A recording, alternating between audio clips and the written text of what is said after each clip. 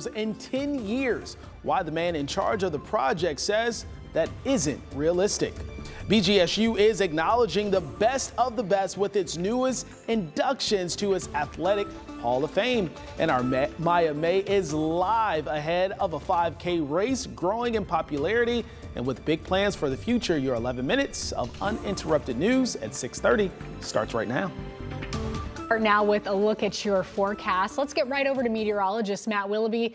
Matt, it's been a cold week, and I'm hoping you have some good news. Maybe a warm up? Yeah, I do have some good news, but at least you can say cold one more time, at least for this week. There you go. Before you go throughout this morning, look at how Perrysburg Hospital Camp, still a dark and cold one out there for us as we go throughout this Friday morning. Looking at radar and satellite, all clear across the board, no rain, or at least no clouds in sight as well. Looking at current temperatures right now, 35 degrees in Toledo, 36 in Wauseon, out in Findlay at 38 degrees. Look towards your Friday though, we'll be warming up into the upper 60s, so it will be slightly warmer outside, but we'll have that brilliant sunshine on the way for your Friday. We kick off to your Saturday as well. Likely BG versus Kent State kicking off at 68 degrees, and that'll be at 3:30. End of the game will be mid-60s. Looking at your weekend outlook, got a warm up on the way, but how long will that last? Well, I'll be timing that out coming up in just a few minutes. Now, let's get it over to Steven with a look at those roadways. Let's get a nice live look at Airport Highway right at Holloway Road. So right at that intersection, not seeing any major issues to greet you out the door. So really good news for your Friday morning drive. That's a look at your Gallon Atkinson Boys and All traffic tracker. The man accused of shooting two people in Sylvania Township is expected in court this morning. Police say this man, Sean Landis of New Jersey, allegedly shot a former co-worker and another person at a home on Crossfields Road near Corey Road last month. The 53-year-old is charged with attempted murder and felonious assault. A $50,000 bond set for a man assaulting someone on campus at the University of Toledo. So court documents show 20-year-old Peyton Reasonover punched the person in the face earlier this month, breaking several bones. Reasonover is now charged with felonious assault and is due back in court on the 23rd.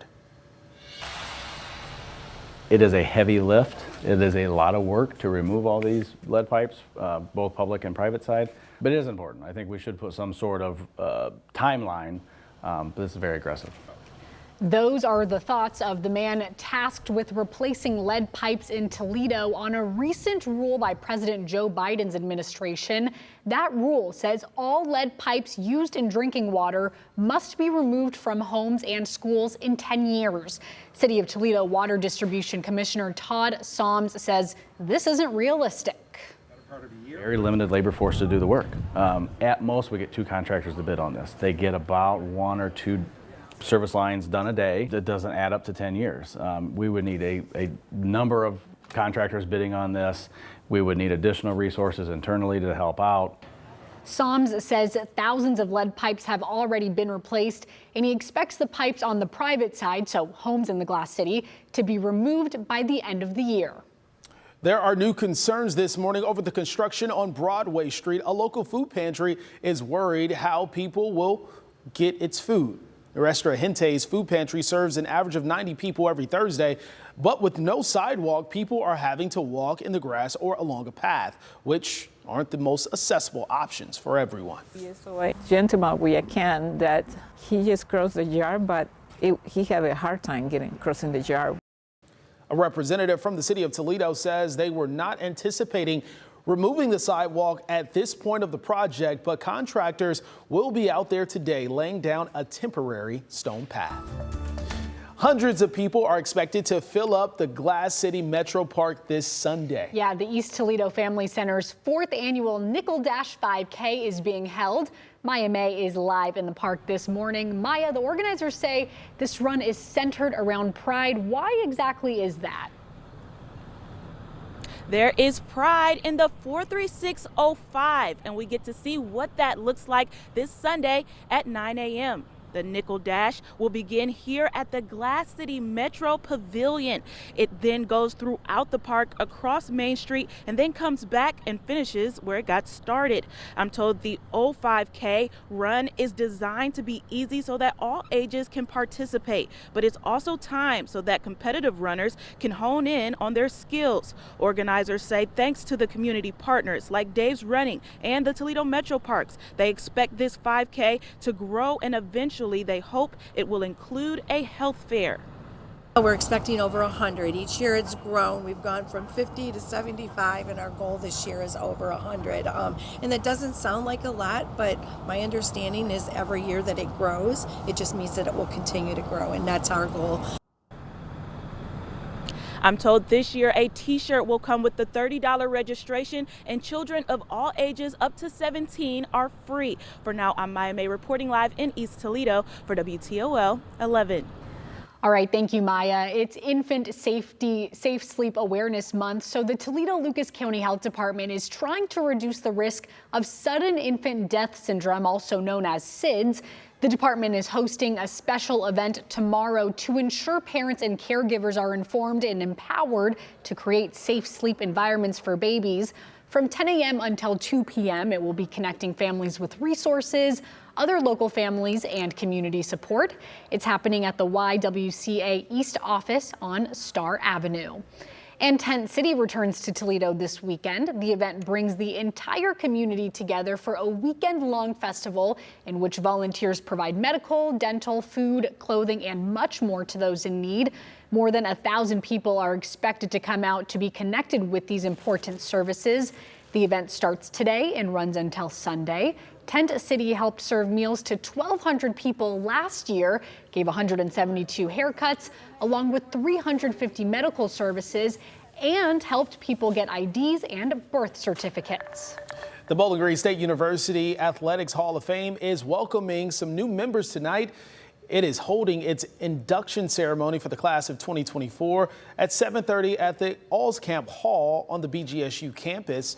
The class includes a member of the baseball team, men's track and field, women's basketball, and the 1970 lacrosse team. The class of 2024 will also be recognized on the field at Saturday's football game versus Kent State. And the wait is just about over. Tonight, high schoolers will put on the pads under the lights. So that means, yes, it's time for another Big Board Friday. Our team will be spread out across Northwest Ohio and Southeast Michigan, getting highlights from the biggest games from your favorite teams. Coverage starts tonight at 11.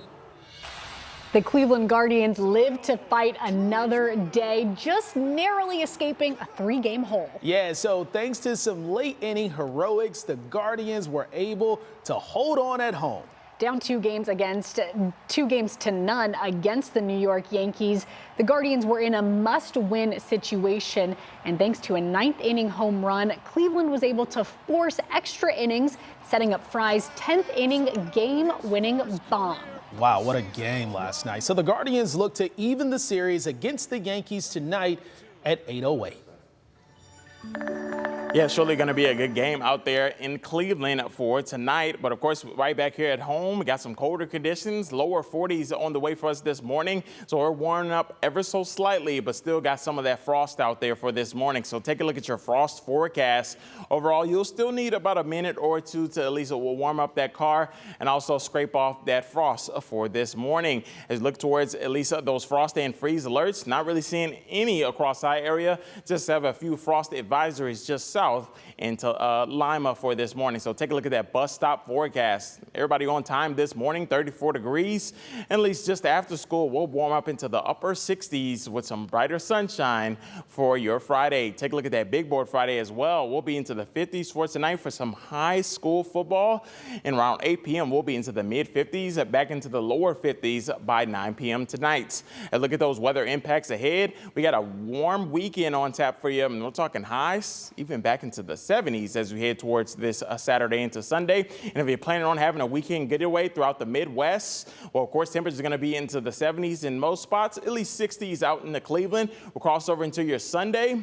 all spots going to be into the 70s with some sunny conditions on the way to end your weekend. As we look at the next 6 to 10 day temperature outlook, still for late October, still going to see those dry and mild conditions and likely above average temperatures as well, heading towards the end of October. So take a look at the next 4 days. Overall, we'll still be into the upper 60s for today, but as you look at it over the next 4 days, got some bright, nice sunshine out there. And by Saturday, back into Sunday, we'll be into the mid 70s. It's still sticking with the 70s by Monday. Take a look at that extended forecast. Overall, like I said, 70s on the way for this weekend. Gorgeous condition. Highly advise you getting outside and enjoying it. Eventually back into Monday and Tuesday as well, mid 70s. Wednesday back into Thursday falls off into the lower 60s, likely for Thursday into Friday. And for the Battle of I-75, we got some great football weather on the way, lower 70s. And we'll climb right back up into the mid 70s by next Sunday. We'll send it back over to you, Sophia and Stephen. All right, thank you, Matt. And with that beautiful weather, there's certainly plenty to do around the area this weekend. Yeah, especially those looking to celebrate Halloween. How you and your family can experience a little taste of Halloween a bit early this year.